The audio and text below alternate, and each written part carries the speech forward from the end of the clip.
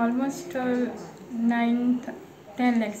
10 lakhsचो आयकिल्ले ते प्रमाणे तुमी पयरू शॉपिंग करून गोल्ड हाडलोले ते सगळे वयले. तुमकां कोणाचे डावट बी कितें आहा कितें? ओके. आनी तेणी पर्स बी काण सगळे थिंग भायल्यान उडय. ओके. ते सायडीन उडयला न्ही.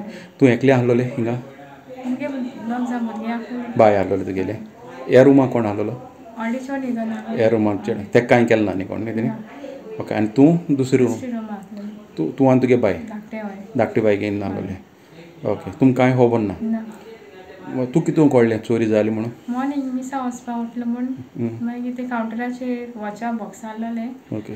आनी डेर ओपन केलें तेन्ना ती प्लास्टीक कट केलो आहलो. ओके. मागीर कवर चॅक केला सगळें वयला. थिंग कांय ना. आतां पुलीस येवन गेले, फॉरेन्सीक लॅबूय येवन ते चोयन गेले न्ही. कितें सांगिलां पुलिसांनी? ना मागीर फाल्यां सोदून एकूच म्हणटा. ओके. इन्वेस्टिगेशन चालू आहा.